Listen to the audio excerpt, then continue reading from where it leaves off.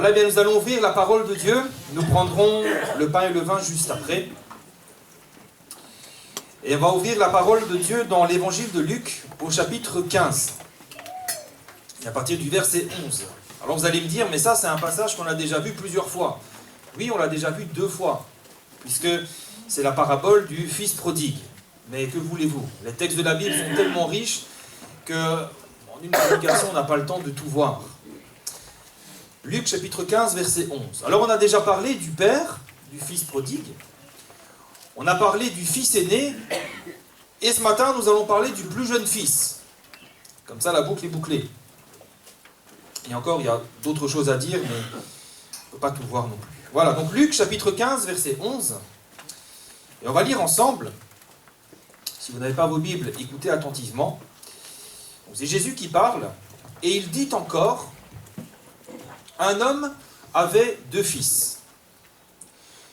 Le plus jeune dit à son père, « Mon père, donne-moi la part de bien qui doit me revenir. » Et le père leur partagea son bien.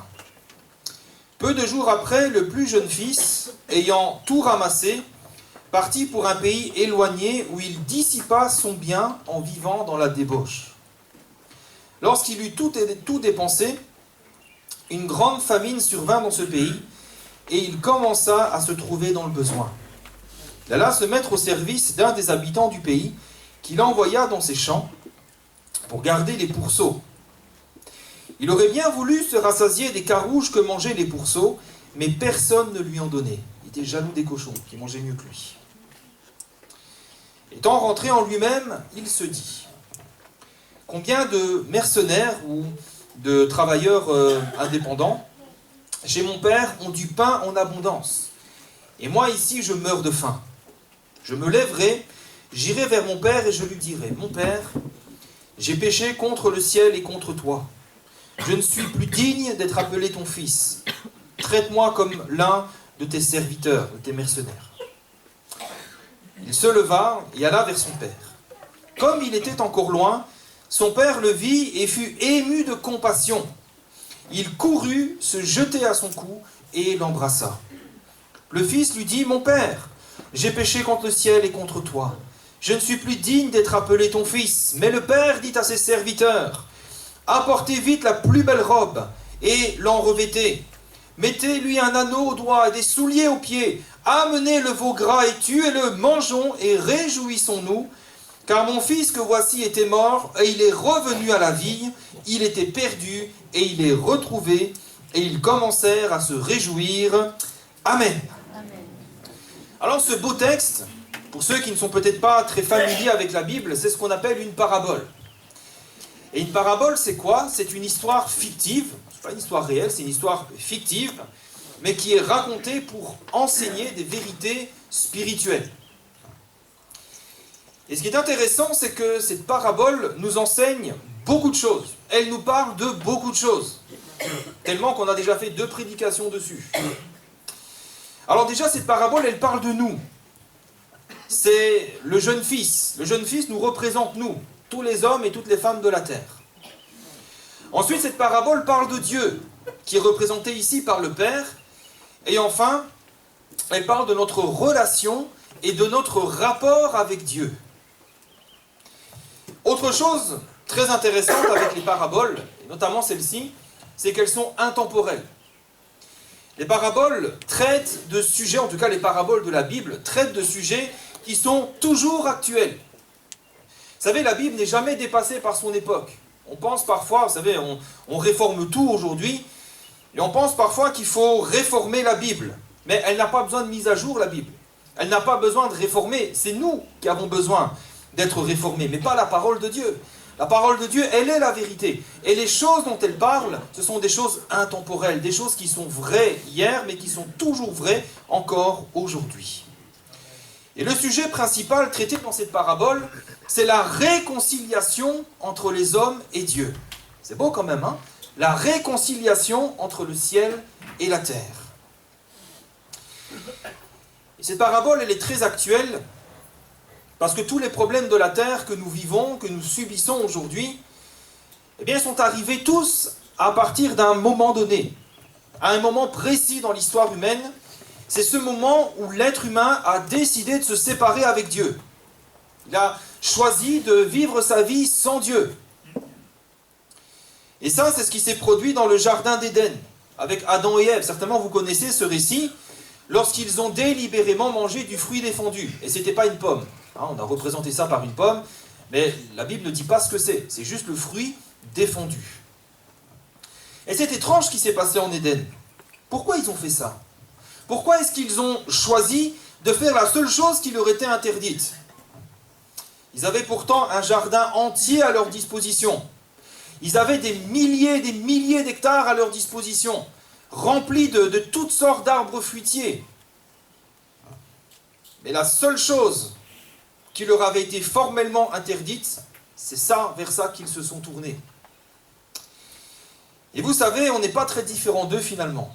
Je ne sais pas vous, hein, mais moi je ne leur jetterai pas la première pierre. Hein, vous savez, il y en a parfois, ils rigolent, ils disent moi, le jour où je serai dans le paradis, j'irai voir Adam et Ève et je leur ferai la leçon. Je pense que si on était à leur place, on aurait fait exactement pareil. Si on est honnête, on se rend compte que parfois on a tout ce qu'il faut et on est quand même attiré par ce qui est interdit. On a tellement de choses et on est souvent attiré par la seule qui nous est interdite. Alors, tout ça n'a pas été sans conséquences. Puisque tous les problèmes que nous rencontrons aujourd'hui, tous les problèmes, on parle de guerre, il y a des maladies, il y a toutes sortes de choses, hein, injustice, violence, trahison, mensonge, tout ça est venu à partir de ce moment où l'homme a décidé de vivre sa vie sans Dieu en choisissant délibérément de faire ce qui lui était interdit. Et ça porte un nom, la Bible appelle ça le péché. C'est un mot qui n'est pas très populaire aujourd'hui, on n'en parle plus trop, mais pourtant c'est très actuel, c'est le péché. Et quand on y réfléchit d'un peu plus près, Dieu n'avait pourtant rien fait de mal à Adam et Ève, pour qu'ils choisissent de se séparer de lui et de vivre de leur côté. L'homme n'a jamais rien fait de mal, Dieu n'a jamais rien fait de mal, aux hommes. Et si l'homme a choisi de se séparer de Dieu, ce n'est pas de la faute du Seigneur. C'est pas de sa faute à lui. Dieu n'est pas coupable dans cette affaire. Et personne ne pourra le tenir responsable pour tout le mal qui se passe ici-bas. Dieu n'est pas responsable. C'est l'homme qui a choisi de se séparer et de vivre sa vie sans Dieu. Autrement dit, les coupables, eh bien c'est nous.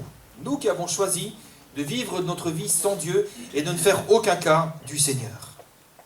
Et c'est comme ça, eh bien, que l'homme a fait entrer le péché dans le monde.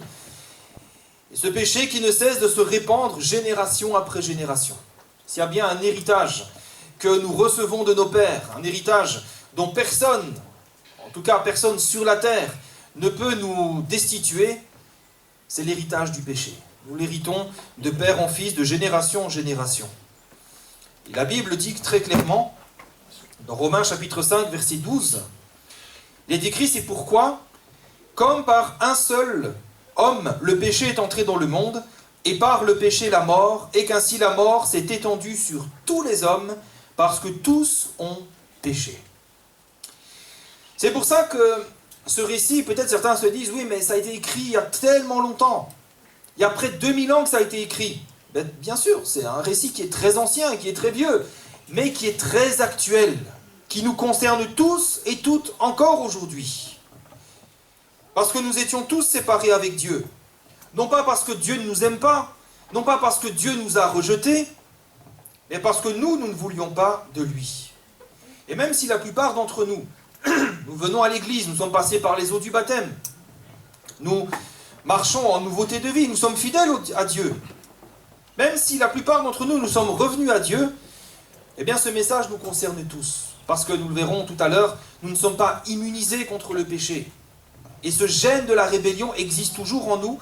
Et peut-être que certains, après être revenus au Seigneur, se sont à nouveau éloignés. C'est pour ça que ce message est très important. Il nous montre que, ultimement, revenir à Dieu est toujours possible. Quoi que nous ayons fait, quoi que nous ayons dit. Vous savez, il y en a, se sentent tellement coupables d'avoir péché contre Dieu, de s'être éloignés, qu'ils n'osent même plus revenir à Dieu. Mais ce message nous montre que quoi que nous ayons fait, quoi que nous ayons dit, un retour à Dieu est toujours possible. Et la deuxième chose que nous montre ce message, et que nous allons aussi développer ce matin, c'est qu'il nous montre que nous n'avons pas à avoir peur de Dieu. Il y a encore cette image qui est bien ancrée dans l'imaginaire collectif, comme si Dieu était un grand monsieur avec une grande barbe blanche, et comme s'il était fâché, là, prêt à punir les hommes. Pourtant, ce texte nous montre que Dieu est plutôt celui qui nous aime comme un père, et qui ne veut qu'une chose, nous pardonner, nous restaurer et nous faire du bien. C'est ça le message de cette parabole, et c'est ce que nous allons développer ce matin.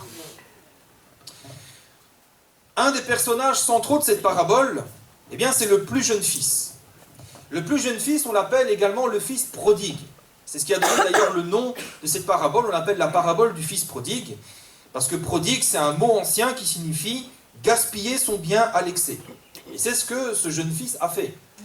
Il a eu l'héritage de son père et il a tout gaspillé dans des choses honteuses. Alors qu'est-ce qui se passe chez lui? On va faire un petit peu de psychologie. C'est quoi le problème de ce jeune fils? C'est quoi son problème? Pourquoi est-ce qu'un jour, il va dire à son père, « Donne-moi la part de bien qui doit me revenir ». Pourquoi il revendique ça? Pourtant, on sait qu'il manquait de rien. On sait que ce jeune fils, dans la maison de son père, il manque de rien. Et on le sait à cause de plusieurs éléments. Déjà, il a un héritage à revendiquer. Si votre père n'a rien du tout, s'il n'a pas de bien, vous allez revendiquer quoi comme héritage? Mais lui, il a un héritage à revendiquer. Et puis, son père avait des serviteurs, ce qui indique quand même une certaine aisance financière. On sait aussi que son père est un homme bon. Pourquoi? Parce que quand il va demander son héritage, son père va lui donner. Et il n'y a qu'un homme bon qui peut faire ça. Vous savez, le texte que Jésus, le récit que Jésus raconte ici, il est inscrit dans la culture juive de l'époque. Et dans cette culture, à l'époque, le fait qu'un fils demande l'héritage du vivant de son père, ça équivaut à souhaiter la mort de son père. C'est une insulte, peut-être la pire des insultes. Et normalement, un père de famille humilié de cette manière, il ne se serait jamais laissé faire. Hein. Jamais. Je pense que même aujourd'hui, dans le créole, on peut comprendre ça. Si maman il vient en disant « Donne-moi mon héritage, il veut vivre ma vie », comment vous allez réagir? Certainement, vous allez prendre la savate de doigts, ils sont là. Hein. C'est exactement la même chose pour l'époque. C'est inimaginable. Quand Jésus raconte cette parabole, certainement, quand ceux l'ont entendu ou ont entendu ça, ils ont dû se dire « Oh, non, quand même !» À l'époque, si quelqu'un avait fait ça, le père lui aurait infligé une sévère correction et certainement il l'aurait rejeté de la famille. Il aurait dit « Mais pour moi, tu es mort, tu n'es plus mon fils. » Mais on voit ici que le père va réagir différemment. Il va lui donner sa part d'héritage sans le punir, sans le rejeter, sans lui faire de reproches. Cet homme est un homme bon. Il n'y a pas en lui de violence. Il n'y a pas en lui d'accès de colère à l'égard de son fils. Donc cet homme est un homme bon. Et pourquoi ce jeune homme agit comme ça vis-à-vis de son père? Alors très certainement, quand on regarde le texte, on comprend que ce jeune homme a soif de liberté. Il veut vivre sa vie. Et il ressent le besoin de se libérer de l'autorité de son père. Et c'est ce qui va le pousser à rejeter son père et à l'humilier pour aller vivre sa vie. Et ça, voyez-vous, c'est un problème qui est actuel. Ça ne concernait pas seulement l'époque de Jésus, ça ne concernait pas seulement les années 80 ou les années 90, ça concerne aussi l'époque dans laquelle nous vivons aujourd'hui. Parce qu'aujourd'hui encore, les hommes ont soif de liberté. Et je ne parle pas de cette liberté légitime, hein, je parle de cette liberté à l'égard de toute forme d'autorité. Les ados ont besoin de liberté, ils veulent plus de... Ils appellent ça l'oppression des parents, ils veulent vivre leur vie. Et ça, c'est quelque chose que je connais malheureusement, puisqu'à l'âge de 13 ans, mes parents avaient divorcé. Vous connaissez, la plupart connaissent mon témoignage. Mes parents avaient divorcé, j'avais 9 ans. Et à l'âge de 13 ans, suite à une dispute avec mon petit père, j'ai décidé de rentrer chez mon père, de partir de là, d'aller chez mon père. Pourquoi? Parce que je voulais vivre ma vie, je ne voulais plus d'autorité parentale. Et mon père, à cause de son travail, il partait souvent 3 mois à l'étranger. Il faisait des missions de 3 mois, il revenait 1 mois, 1 mois et demi, puis il repartait 3 mois. Et je savais que j'allais avoir une paix royale et faire ce que je voulais. Ça, c'est les ados. Puis il y a les jeunes. Puis il y a aussi les moins jeunes. Vous savez, il y a ce qu'on appelle la fameuse crise de la quarantaine. J'ai 39 ans, je ne suis pas encore concerné. La crise de la quarantaine, 40-49 ans. Vous savez, ce sont ces hommes, souvent c'est des hommes, hein, les femmes aussi, mais ils plaquent tout, femmes et enfants, pour aller refaire leur vie ailleurs. La fameuse crise de la quarantaine. Je me sens oppressé, je veux vivre libre, je veux vivre ma vie. Au travers de cette parabole, Jésus pointe surtout du doigt un problème plus important et plus profond que cela. Ça, finalement, vouloir s'affranchir de l'autorité de ses parents ou autres, ce n'est qu'un symptôme d'un mal plus profond. Et ce mal plus profond, c'est quoi? C'est le fait que l'homme, il y a en lui cette rébellion, il veut rejeter Dieu pour vivre sa vie comme il l'entend. Et ça, c'est ce que nous voyons partout autour de nous. Qu'est-ce qu'on voit? Lorsque vous regardez un petit peu les actualités, quand vous regardez un petit peu autour de vous, qu'est-ce qu'on constate? Les hommes rejettent Dieu. Les hommes ne se soucient plus ni de Dieu, ni des choses de Dieu. Tout ce qui les intéresse, c'est vivre leur vie comme ils l'entendent, en s'affranchissant de toute règle, de toute loi divine. Maintenant, tout ça m'amène à poser quand même une question importante quand même, essentielle. Est-ce qu'en prenant, entre guillemets, notre liberté, c'est-à-dire vivre comme on l'entend, est-ce que ça nous rend réellement libres? Est-ce qu'on devient réellement libre en s'affranchissant de toute autorité? C'est la question en tout cas à laquelle répond cette parabole. Est-ce qu'en prenant sa liberté, ce jeune homme va trouver réellement la liberté? Et la réponse, elle est très claire, on l'a vu, la réponse c'est non. Vous savez, en rejetant son père, en vivant sa vie comme il l'entendait, ce jeune homme a trouvé tout sauf la vraie liberté. Sauf peut-être au début. Sauf peut-être au début. Vous savez, au départ, tout va bien. Au départ, il s'est rebellé contre son père, il a sa part d'héritage, il a un beau petit magot, hein, une belle petite fortune, et il vit sa vie. Il n'y a pas d'obligation, il n'y a pas de contrainte, il est libre. Il fait ce qu'il veut. Il va dans les bars, il va en boîte de nuit, il s'achète tout ce qu'il veut. Il est libre. Et là, il se dit, c'est le meilleur choix que j'ai fait. Certainement, il avait des amis autour de lui pour l'encourager, pour dire, mais t'as fait le meilleur choix. Et peut-être que lui-même, il encourage d'autres. Il dit, regarde ce que j'ai fait, j'ai demandé l'héritage de mon père, je suis parti, je vis ma vie, regarde comme je suis bien aujourd'hui. Mais le temps passe. Le temps passe. Et oui, le temps passe. Et un jour, tout s'arrête. Brusquement, brutalement. Non seulement il n'a plus d'argent, mais en plus il y a la famine. Autrement dit, la fête est finie. Le rideau tombe, la fête est finie. Vous savez, quand on est dans un temps de famine, alors, en tout cas, je n'ai jamais connu de temps de famine, peut-être certains ont connu ici des crises de famine, mais la seule préoccupation quand vous êtes dans un temps de famine, c'est pas de faire la fête, hein, mais c'est de manger, c'est de trouver quelque chose à manger. Et là, bizarrement, il n'a plus d'amis. Il n'a plus d'amis. Et voilà qu'il est sans ressources face à l'adversité, il n'a plus d'argent, il a tout dilapidé, et il est contraint de se déshonorer. Je rappelle que cette parabole a été racontée dans un contexte de culture juive. Et vous savez comment les juifs sont par rapport aux cochons. Hein, ce sont des bêtes impures, des bêtes infâmes, et ils ne les approchent ni de près ni de loin. Mais lui, il n'a pas d'autre choix que d'aller garder des cochons.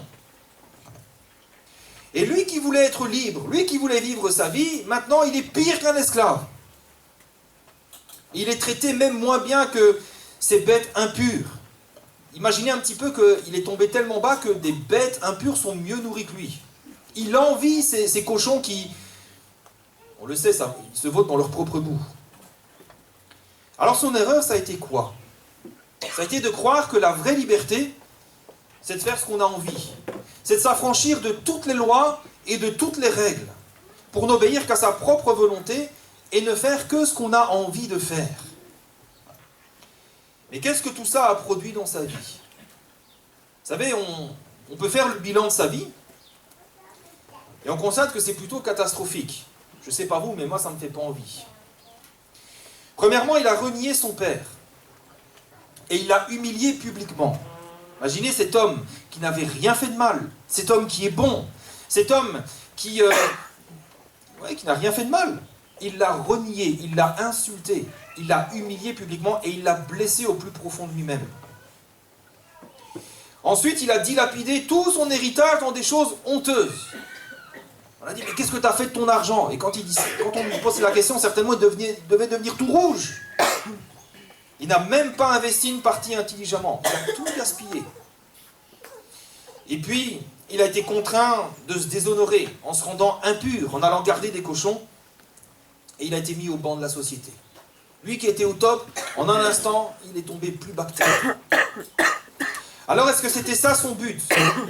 Est-ce que lorsqu'il a demandé son héritage à son père, c'était ça son rêve? De dire, ah, moi, papa, je vais partir, je veux être gardien de cochons et je vais manger pire que des cochons. C'est pas ça qu'il voulait. Son objectif, c'était d'être libre, de vivre sa vie. Mais pourtant, vous constatez avec moi que c'est un autre plan qui s'est accompli. C'est autre chose qui s'est réalisé. Lui, il avait ses plans, mais on voit qu'il y a un autre plan qui s'est accompli et qui l'a amené plus bas que terre, à la destruction. Ça, c'est une réalité que la Bible explique très bien. Dans Romains chapitre 7, verset 21, c'est l'apôtre Paul qui parle ici, et qui va dire, je trouve en moi cette loi. Il y a comme une règle, une loi en lui-même, et il va dire, quand je veux faire le bien, le mal est attaché à moi. C'est terrible, hein? Il va dire, je prends plaisir à la loi de Dieu, selon l'homme intérieur, au fond de moi, j'aime finalement les choses de Dieu, mais je vois dans mes membres une autre loi qui lutte contre la loi de mon entendement, et écoutez bien, qui me rend captif de la loi du péché qui est dans mes membres. Autrement dit, à chaque fois qu'on se rebelle contre Dieu, à chaque fois qu'on le rejette, à chaque fois qu'on n'accepte pas son autorité dans notre vie, à chaque fois qu'on sait ce que Dieu veut pour nous et qu'on dit non, on ne fait que se rendre esclave du mal qui est attaché au-dedans de nous et qui ne fait que nous détruire. Et ce mal, on en a déjà parlé, il s'appelle le péché. Dans Romains 3,9, il est écrit que nous avons déjà prouvé que tous, juifs et grecs, sont sous l'empire du péché. Vous savez, quand l'apôtre Paul parle ici d'empire, nous aujourd'hui l'empire, peut-être vous pensez à l'empire contre-attaque, hein, dans Star Wars, mais à l'époque, lui, il pensait surtout à l'empire romain. L'empire romain, c'était terrible à l'époque.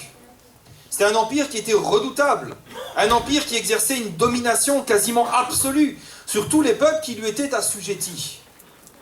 Et Paul va comparer le péché à cet empire, c'est-à-dire une force, une autorité que nous ne pouvons pas combattre par nous-mêmes, qui est plus forte que nous. Et c'est pour ça que nous ne pourrons jamais trouver par nous-mêmes la vraie liberté. Dès que nous levons du poing contre Dieu, et que nous voulons vivre notre vie comme bon nous semble, nous nous remettons sous l'empire du péché. Et c'est lui qui va dominer notre vie. Comme ça a été le cas pour ce jeune garçon. C'est l'empire du péché qui a dominé sa vie. C'est pour ça qu'il est tombé si bas. Et c'est ce que l'on constate malheureusement autour de nous. Plus l'homme va chercher à être libre, en se débarrassant de Dieu, plus le mal grandit. C'est l'exemple que je prends le plus souvent parce que c'est un exemple qui pour moi est vraiment le plus probant. Vous savez, le XXe siècle, de 1900 à 1999, c'est le siècle où on s'est le plus débarrassé de Dieu. Certains ont même appelé ça le siècle des Lumières, même si c'était un siècle ou deux avant. Mais c'est aussi le siècle qui a été le plus meurtrier de toute l'histoire de l'humanité. On compte plusieurs dizaines de millions de morts dans près d'une cinquantaine de guerres. L'homme n'a jamais été aussi libre et le mal n'a jamais été aussi grand. Le mal ne s'est jamais autant répandu que depuis qu'on a rejeté Dieu. Ça, c'est ce qu'on voit autour de nous, mais dans nos vies, c'est pareil. Plus on rejette Dieu, plus on est sous l'empire du mal, et moins on va bien. Dans notre société, l'homme n'a jamais été aussi libre. Il n'a jamais eu autant de loisirs, autant de vacances, autant de congés. Mais pourtant, l'homme n'a jamais été aussi mal dans sa peau. L'homme ne s'est jamais autant affranchi des lois de Dieu, et pourtant l'homme n'a jamais été aussi mal dans sa peau. N'a jamais vu autant de suicides, de divorces, de dépressions, d'addictions, de violences. Et un phénomène un peu plus récent et que je trouve plus inquiétant, c'est le taux de suicide chez les ados qui augmente de plus en plus. Et je me permets de vous en parler parce que mon petit frère, il a 19 ans, il s'est fait baptiser il n'y a pas longtemps et j'ai appris dans son témoignage que lui aussi il avait des pensées suicidaires. Et je me dis, c'est quand même terrible, c'est comme une épidémie. Pourtant, ils n'ont jamais été aussi libres et autant débarrassés de l'autorité qu'aujourd'hui. Vous savez, une petite parenthèse. Vous savez, je ne suis pas très vieux, je vous l'ai dit, j'ai 39 ans, je ne suis pas très vieux. Mais dans toute ma scolarité, je n'ai jamais entendu parler d'un élève qui aurait agressé un professeur ou même menacé un professeur. Aujourd'hui, on a l'impression que ça commence à devenir un peu banal. Un professeur s'est fait agresser, oh, il a reçu un coup de couteau.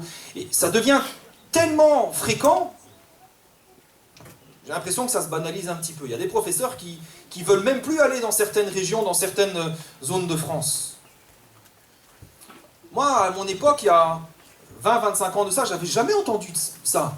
On respectait l'autorité des professeurs, même si on était rebelle, même si on était un petit peu... Voilà, mais on avait quand même une certaine forme de respect pour cette forme d'autorité. Alors qu'aujourd'hui, on ne respecte plus rien. Il n'y a plus d'autorité. On ne peut même plus mettre une fessée à votre enfant sous peine de poursuite judiciaire.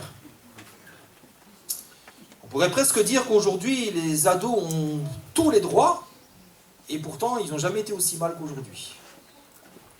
La vérité, c'est que plus les hommes rejettent Dieu, plus les hommes rejettent l'autorité de Dieu, les lois que Dieu a établies dans l'univers, pour être seuls aux commandes et diriger leur vie comme ils l'entendent, plus l'homme va mal. Vous savez, quand Dieu a créé les cieux et la terre, il a établi des lois. Et ces lois, elles sont merveilleuses. Il y a par exemple les mathématiques, il y a les lois de la physique, les lois de la chimie. Et ces lois, elles sont là, on les découvre. Et on les utilise, et elles sont bonnes. C'est ce qui nous permet de voler en avion, de construire des ponts, de faire toutes sortes de choses. Mais Dieu n'a pas instauré que des lois physiques, il a aussi instauré des lois morales. Et ces lois, quand nous les respectons, tout va bien, mais quand nous les violons, quand nous les rejetons, c'est là que tout va mal. Imaginez, vous construisez un pont, mais vous rejetez les lois de la physique, en disant « Ah, ça c'est des lois, il en fout moi, même il fait comme il veut. » Votre pont, il ne va pas tenir, votre maison, elle ne va pas tenir. Tout ce que vous construisez ne tiendra pas, si vous ne tenez pas compte des lois qui sont là. Et les lois morales de Dieu, elles sont bonnes, elles sont inscrites dans la parole, dans la Bible. Tant que nous les rejetterons, n'espérons pas que l'humanité ira mieux, n'espérons pas que nous-mêmes nous irons mieux. Plus les hommes rejettent Dieu pour être seuls aux commandes et diriger leur vie comme ils l'entendent, plus les hommes vont mal. Dans Jérémie 17, versets 5 à 6, la version Summer nous dit « Voici ce que déclare l'Éternel. Maudit soit l'homme qui compte sur des hommes et qui fait des moyens humains la source de sa force, mais qui détourne son cœur de l'Éternel. Il est comme un buisson dans le désert. » Les buissons, ça fait pitié, ça c'est que des épines. Ça n'apporte pas de fruits. Il ne verra pas arriver le bonheur, et il aura pour demeure un aride désert, une terre salée où n'habite personne. Une terre salée, c'est quoi? C'est ce que les Romains faisaient dans l'Antiquité. Quand ils avaient conquis un territoire, et qu'ils voulaient détruire ce territoire, ils saupoudraient les terres de sel. Comme ça, le sel pénétrait la terre et rendait la terre complètement stérile. Il n'y a rien qui pousse. Et ce que le texte nous dit ici, c'est que ceux qui détournent leur cœur du Seigneur, de l'Éternel, pour vivre leur vie comme ils l'entendent, ils ressemblent à ça. Leur vie est stérile, elle ne produit rien de bon. Et ça, c'est le résultat du péché. Voilà où le péché nous conduit.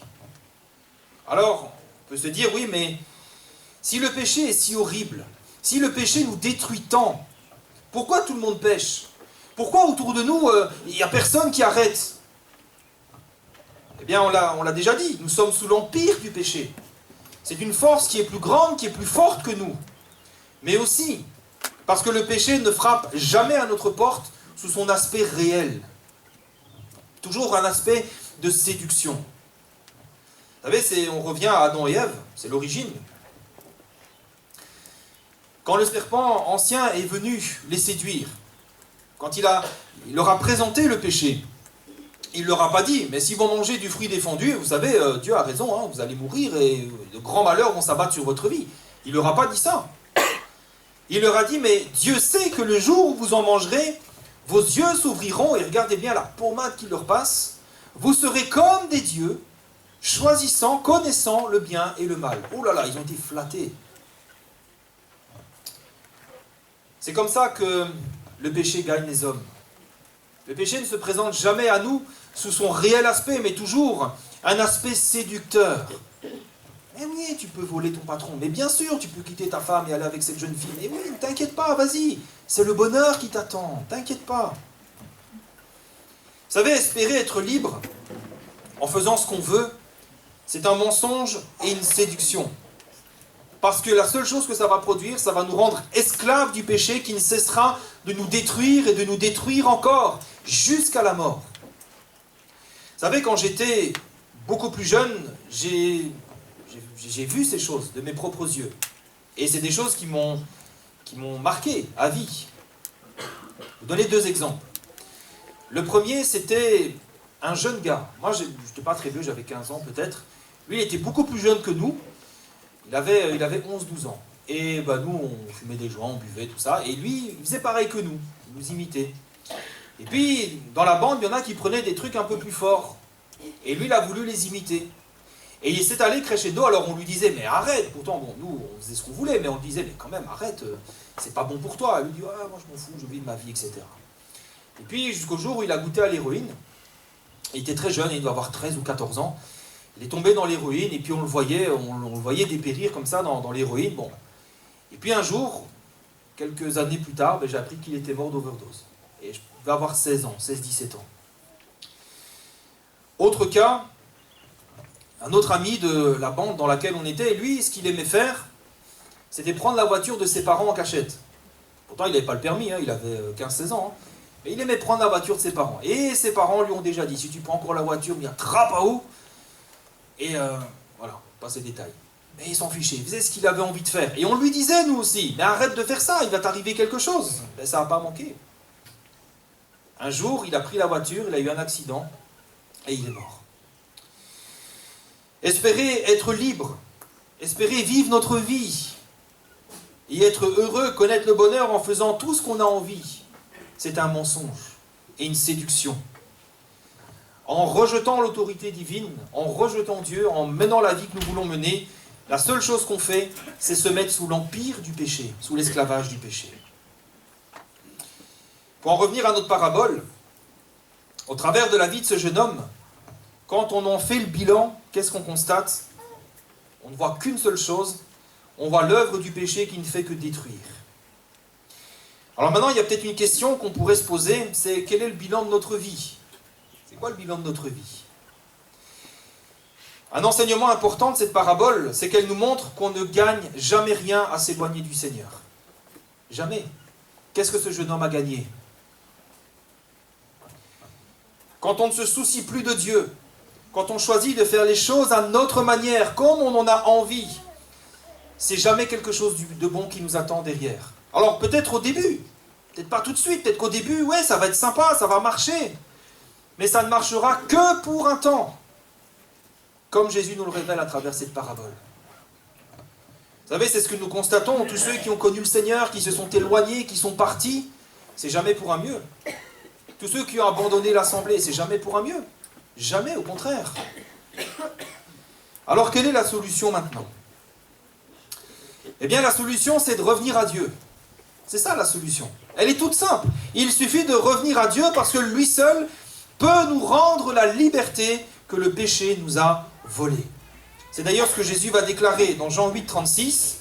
« Si le Fils vous a franchi, vous serez réellement libre. » Autrement dit, il n'y a que Jésus qui peut nous donner la vraie liberté. Cette liberté à laquelle tu aspires, il n'y a que le Seigneur qui peut te la donner. Je dis bien que c'est nous qui avons besoin de revenir à Dieu.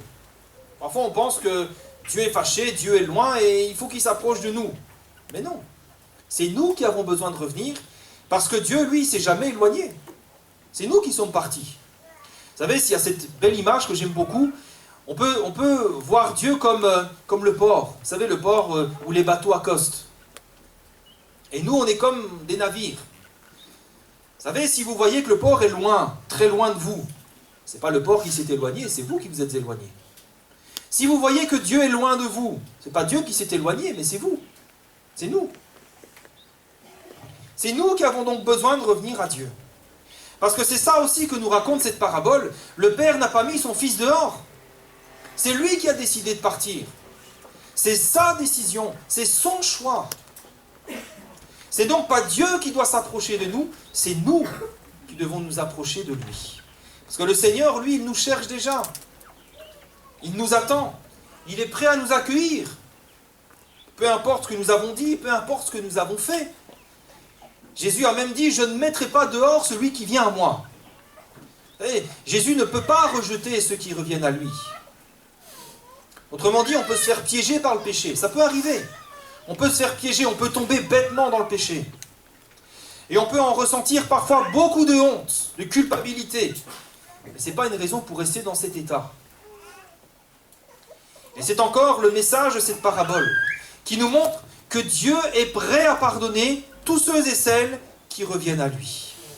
D'ailleurs, la Bible dit la chose suivante. Si nous reconnaissons nos péchés, c'est ça revenir à Dieu.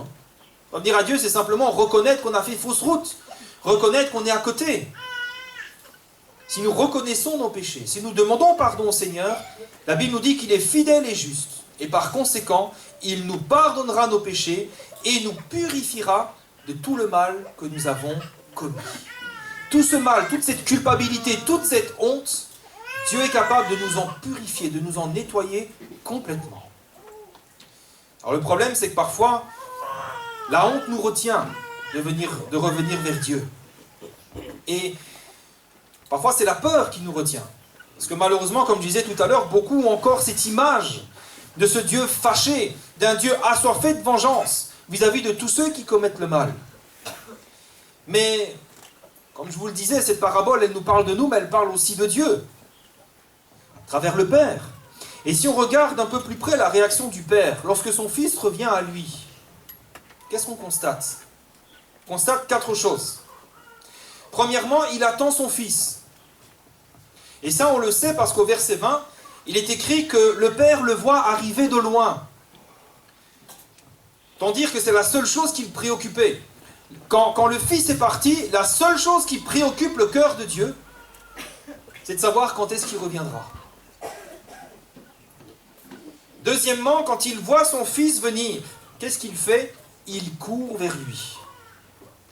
Et vous savez, ça c'est quelque chose qui peut nous paraître banal aujourd'hui, mais à l'époque, il y avait une dignité dans le père de famille. Vous savez, là-bas, à l'époque, ils mettaient des robes.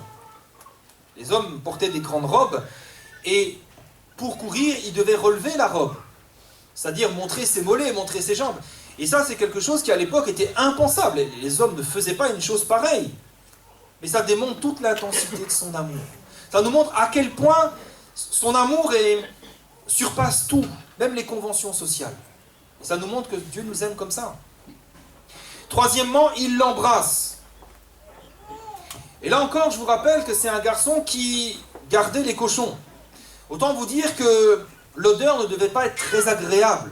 Il devait avoir une hygiène un peu douteuse. Alors quand il s'approche, peut-être même qu'il était gêné que le père le prenne comme ça dans ses bras. Mais le père s'en fiche. Ça nous montre que quel que soit l'état dans lequel nous sommes, peut-être qu'on te dit, mais je suis trop souillé pour venir à Dieu. Je suis trop sale, j'ai fait trop de mauvaises choses. Le texte nous montre, peu importe ce que tu as fait, même si ta vie est aussi sale qu'un gars qui s'est vautré dans la boue avec les cochons, Dieu nous aime tellement qu'il nous prend dans ses bras. Et il se fiche de savoir combien tu sens mauvais, combien ta vie est sale. C'est ce que nous montre ce texte. Il n'a pas dit, le père a couru et puis il a senti l'odeur et il a dit, va te baigner d'abord, va te changer, et puis tu reviens, on fera un petit câlin si ton hygiène est irréprochable. Non, il s'en fiche, il le prend dans ses bras. C'est comme ça que Dieu nous aime. Et quatrièmement, il lui rend tout ce qu'il a perdu. Le fils arrive, sale, il sent mauvais, il a un vêtement souillé, il a rien, il est pieds nus, il a pas de bague au doigt, rien. Et il lui rend tout ce qu'il a perdu. Il va lui mettre un anneau au doigt, signe que ce jeune homme est à nouveau le fils de la maison. Il va lui donner des sandales. Il va lui donner une robe, la plus belle robe, c'est-à-dire une robe de sa garde-robe à lui, personnelle. Ce qui veut dire que le père ici, il va redonner à son enfant sa dignité de fils de la maison. Et c'est même pas le fils qui demande. Le fils, il dit, moi je veux juste être traité comme un de tes serviteurs, rien de plus, parce que je suis indigne, à cause de tout le mal que j'ai fait. Et lui dit, non, non, non, non, tu ne seras pas traité comme un serviteur, tu es mon fils, et je vais te restaurer comme mon fils. Et il lui donne l'anneau. Vous savez, l'anneau, ça portait le sceau de la famille. Et avec ça, avec cet anneau, eh bien, quand on voyait le fils, avec sa robe et ses sandales, on savait que c'est le fils de la maison. On ne pouvait pas le confondre avec un serviteur. On savait que c'était le fils de son père. Et on lui rendait tout le respect et tout l'honneur du fils de la maison. Voyez-vous, cette description du Père nous montre que nous n'avons aucune raison d'avoir peur de Dieu. Et nous avons plutôt toutes les raisons de revenir à lui. Dieu est celui qui nous aime. Il est celui qui veut nous pardonner. Il est celui qui nous attend, pas pour nous corriger, pas pour nous frapper, pas pour nous punir, pas pour nous faire la morale, mais pour nous pardonner, nous restaurer de tout le mal que nous avons subi, quelle qu'en soit la raison. Mais Dieu le fera à une seule condition, c'est que nous revenions à lui. C'est la seule condition. Vous savez, Dieu était là et il attendait son fils. Il n'est pas allé le chercher dans la boue, hein. Il attendait son fils. Il a fallu que son fils revienne. Alors pourquoi il faut revenir à Dieu? Et parce que Dieu ne fera rien sans notre consentement. Dieu est comme ça. Dieu ne va pas nous forcer la main. Il ne va pas nous obliger.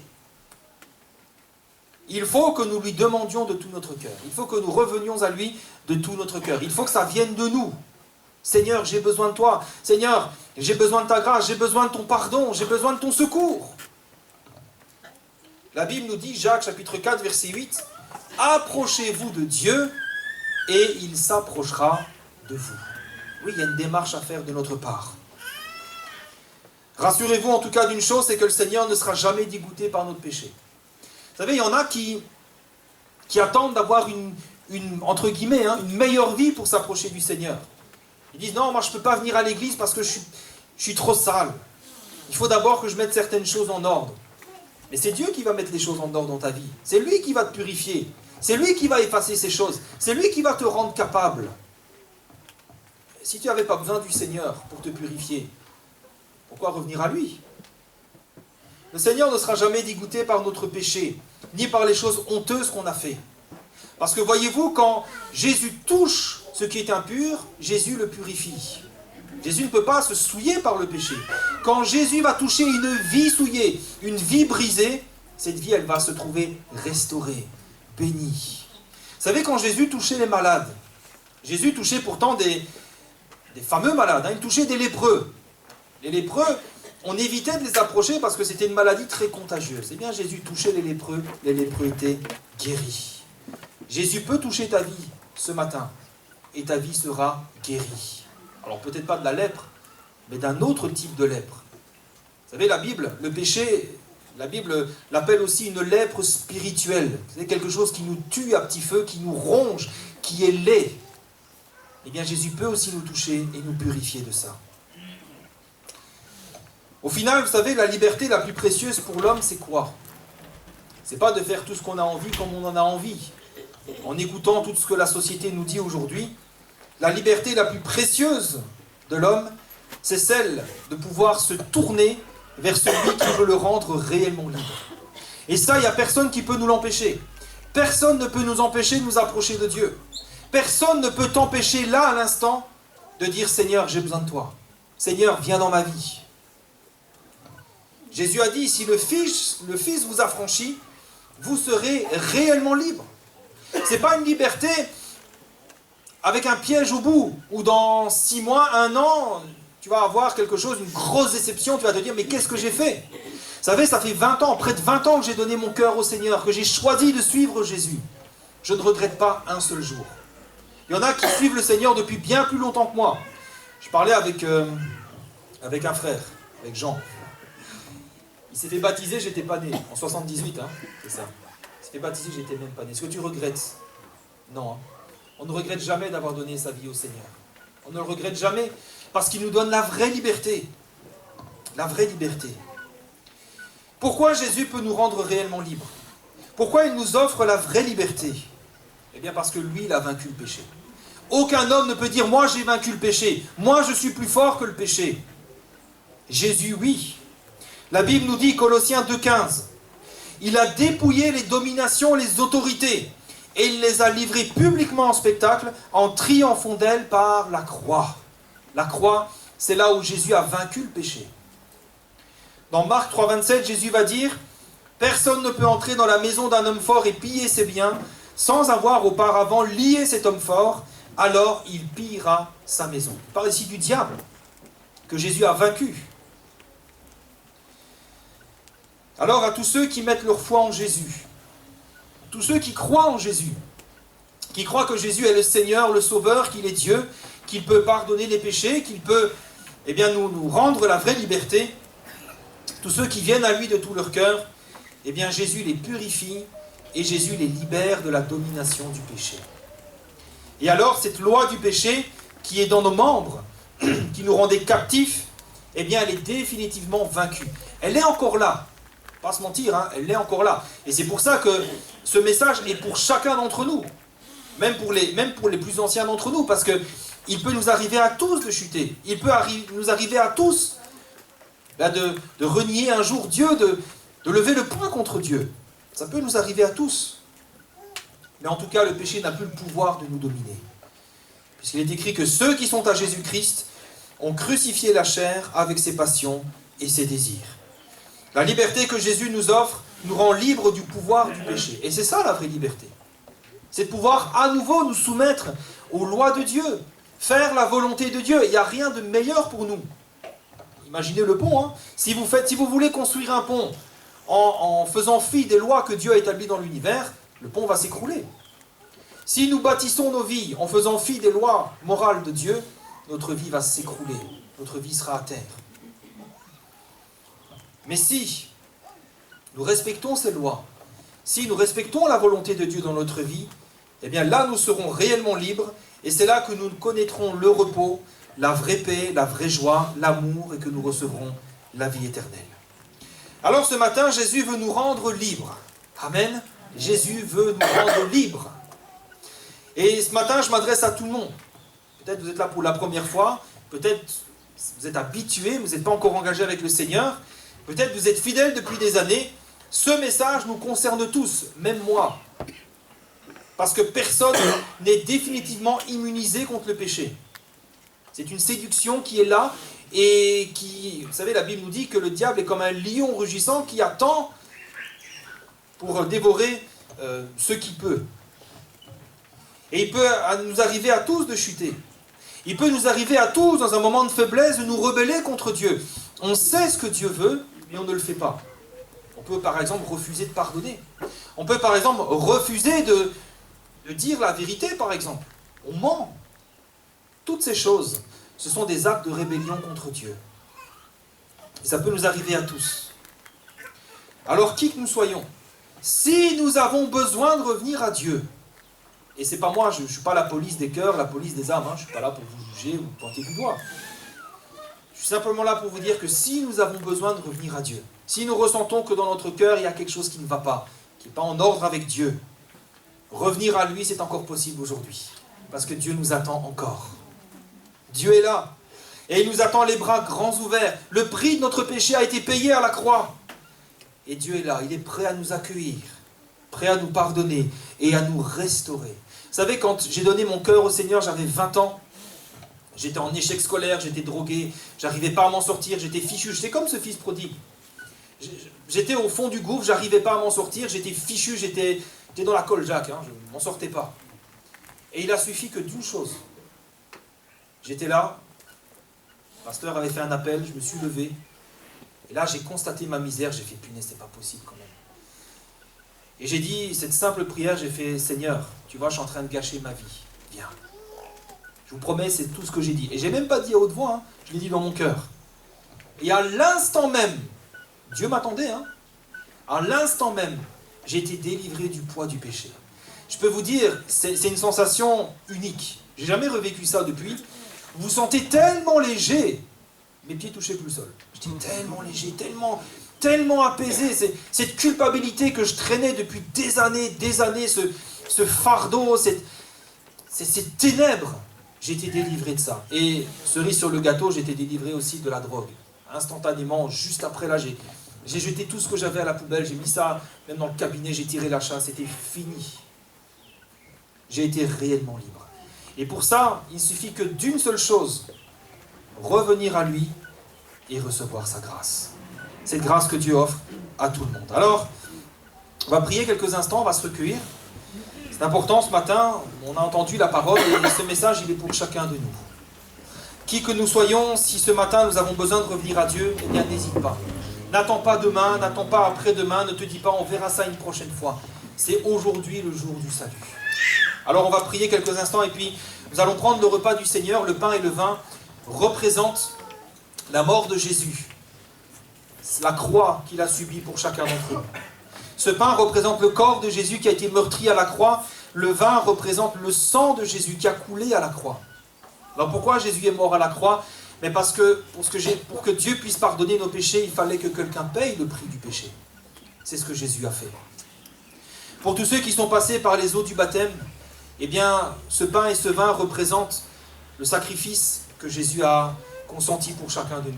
Et nous prenons ces éléments en reconnaissance du prix payé pour nous. Et peut-être pour ceux qui se sont repris dans leur cœur, pour ceux qui peut-être sentent que leur vie n'est pas en ordre, eh bien le repas du Seigneur, si vous n'êtes pas passé par les eaux du baptême, restez assis, ne le prenez pas. Ceux qui peut-être sont passés par les eaux du baptême et qui ont un péché dans leur cœur, c'est le moment peut-être de s'examiner, de se dire, mais Seigneur, tu as payé le prix pour moi. La porte est grande ouverte, tu es prêt à me pardonner. Et si c'est le cas, eh bien reviens au Seigneur. Puisque le sang de Jésus, Jésus nous l'a dit, c'est le sang de l'alliance, de la nouvelle alliance. C'est le sang du pardon. Le pardon pour toi est encore possible. N'attends pas demain, n'attends pas après-demain. C'est aujourd'hui le jour du salut.